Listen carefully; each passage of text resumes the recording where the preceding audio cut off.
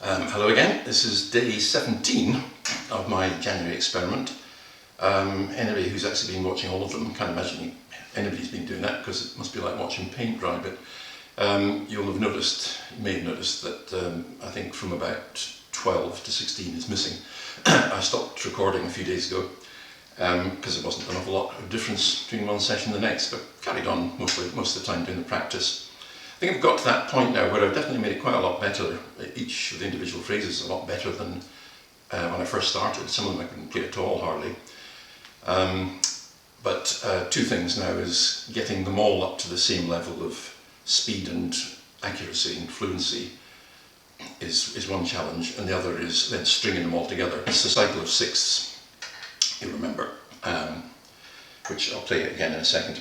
Anyway, let's give it a play now and we'll talk a bit more about it in a second.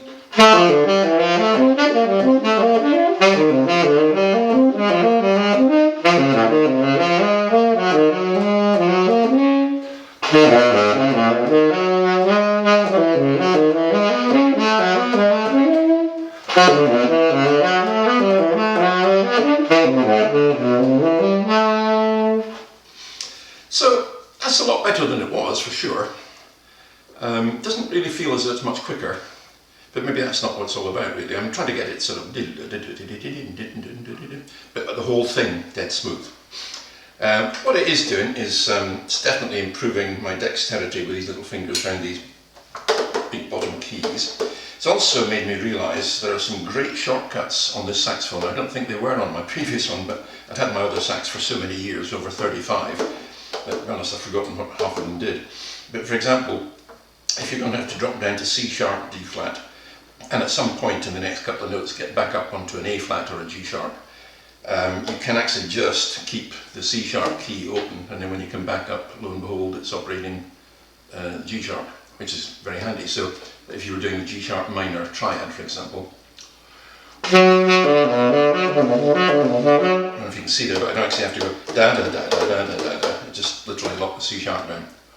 Now some people might say, well, we've known that for years, but I've only just proved it, so it's quite handy to discover. The other thing is I'm doing an awful lot of making much more use of the left-hand index covering the B and the B flat. I'm using that an awful lot more in these exercises. Brings its own problems because swapping from it backwards and forwards, you've really got to think ahead of the notes you're playing to prep it for when you're going to be doing either the B natural or the B flat. If you leave it to the last minute, you get caught unawares. And yeah, that's about all I've got to tell you about it really. So again, I'll not record the next 2 or 3 sessions. I'll keep practicing. But then as we get closer to the end, we'll just take stock in the last 3 or 4 days and see what's happened. So the second exercise that I was doing is the series of 4 notes descending a major third, a minor third, a minor third. And the start note for each of those 4 drops a semitone from F all the way down to G flat. So it's basically going through all the keys. I find this difficult in an entirely different way to the previous exercise. Each individual phrase I can play quite fairly well.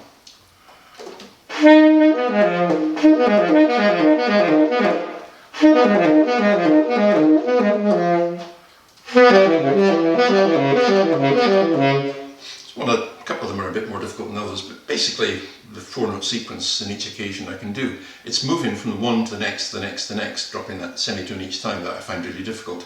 I can't do it without the music. I haven't found a way of making sense of it so as to memorise it in the same way that I have been the previous one. I mean, that must happen in other situations too. So I'm building it up in blocks of 8 now, taking two groups of 4, so one drop as it were, and practicing them together and trying to build up speed and accuracy. So here's how the whole thing goes. Sounds at the moment.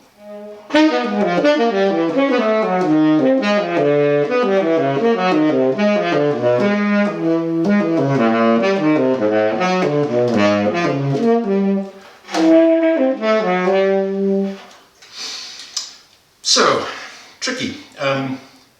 Again, really important to make use of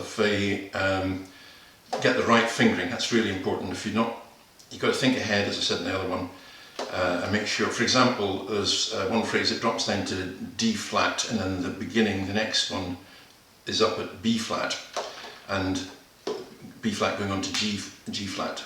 So the trick there is to go from the low G flat down there up to the B flat using the sort of F sharp version of the fork, because you're going to go.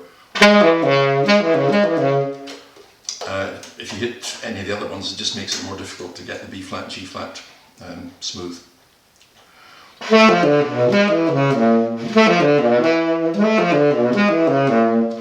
So most of these exercises are like that.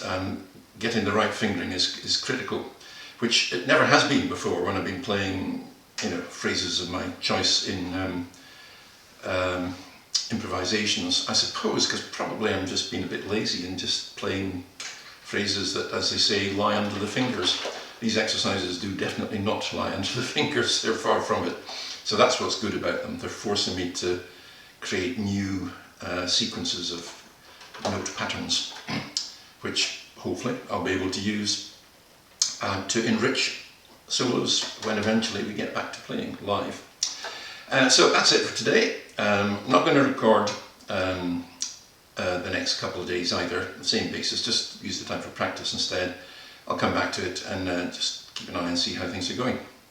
Thank you for watching.